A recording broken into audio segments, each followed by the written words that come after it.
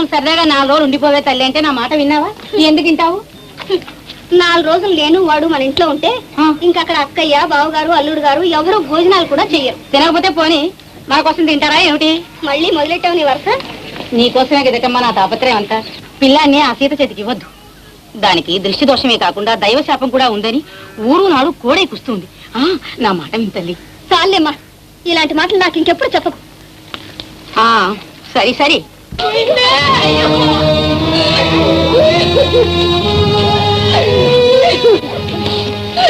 ఎప్పుడు పోయాడా బిడ్డ?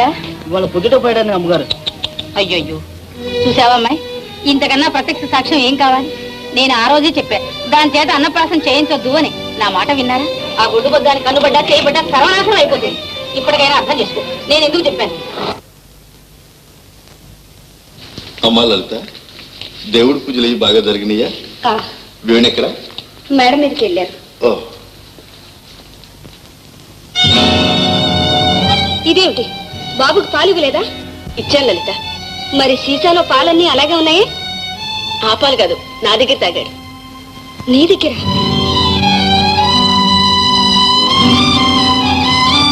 చూసావమ్మాయి, ఇంతకన్నా ప్రత్యక్ష సాక్ష్యం ఏం కావాలి? నేను ఆ రోజే చెప్పా, దాని చేత అన్నప్రాసం చేయించొద్దు అని. నా మాట విన్నారా? ఆ గుడ్డు బొద్దాన్ని కన్నుబడ్డా చేయబడ్డా సర్వనాశనం అయిపోతుంది. పిల్లాన్ని ఆ సీత చేతికి ఇవ్వద్దు.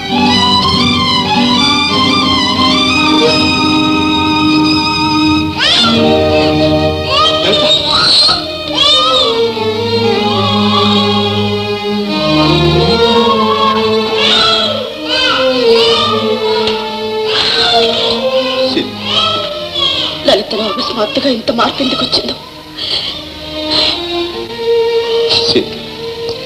నువ్వేం బాధపడవు, అది సహజం. తన బిడ్డకు పరాయి వాళ్ళు పాలిపట్టం ఏ తల్లికి ఇష్టం.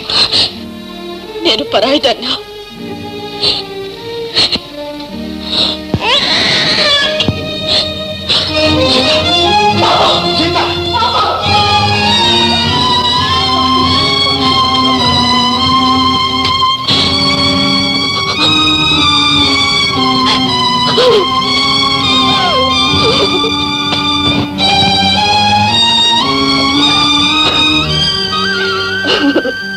నన్నెందుకు ఇలా పరీక్షిస్తున్నావు? నేనేం పాపం చేశాను? కన్న కొడుకునే నా కొడుకుని చెప్పుకోలేని పరిస్థితి నాకెందుకు కలిగించావు? నాకెందుకు ఈ శిక్ష? ఈ చిత్రవద నేను భరించలేను.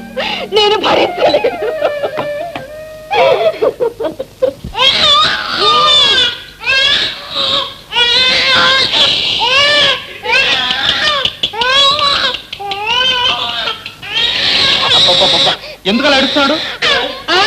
ఊరికేనే. ఎందుకలా అడుస్తావు?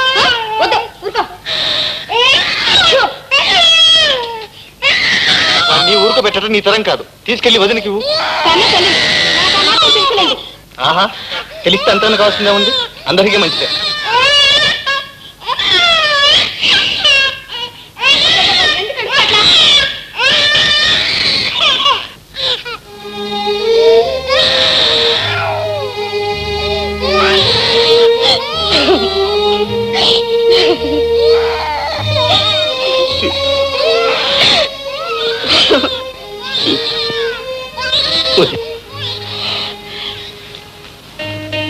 వదినా, అన్నయ్య ఉదయం అలా పడుకుంది? ఏం లేదు, తలనొప్పిగా ఉంటాడు. అయితే నేను వెళ్ళి డాక్టర్ని తీసుకొస్తాను. అబ్బే, ఈ మాత్రం దాన్ని డాక్టర్ ఎందుకు? పోనీ నా రూమ్ ఆయింట్మెంట్ ఉంది, నేను తీసుకొస్తాను.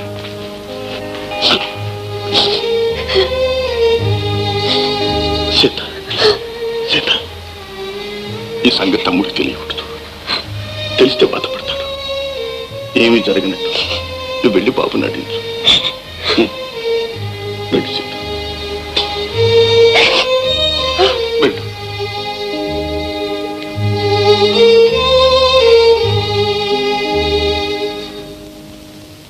లలిత, వదినకు తలనొప్పిగా ఉందని నాతో చెప్పలేదే? తలనొప్పిగా ఉందా? నాకు తెలీదు. ఏదో కాస్త తలనొప్పి వస్తే ఎంత హడావుడు చేస్తున్నాడు. ఈ వేణు ఎప్పుడు ఇంతే. నువ్వెందుకు వచ్చావు వదినా? వెళ్ళి రెస్ట్ తీసుకో. ఏం పర్వాలేదులే, ఆ మంది లైఫ్. ఏమండి, రేపు మా పుట్టింటికి వెళదాం అనుకుంటున్నాను. ఏమిటో హడావుడి ప్రయాణం? ఈ రోజుగా మీ వాళ్ళని చూసింది? అది కాదండి, మా వదిన కడుపుతో ఉంది. ఆవిడ పుట్టింటికి వెళ్ళిపోతుందట. అయితే వెళ్ళి సాధ్యమైనంత త్వరలో వచ్చేసేమ్మా.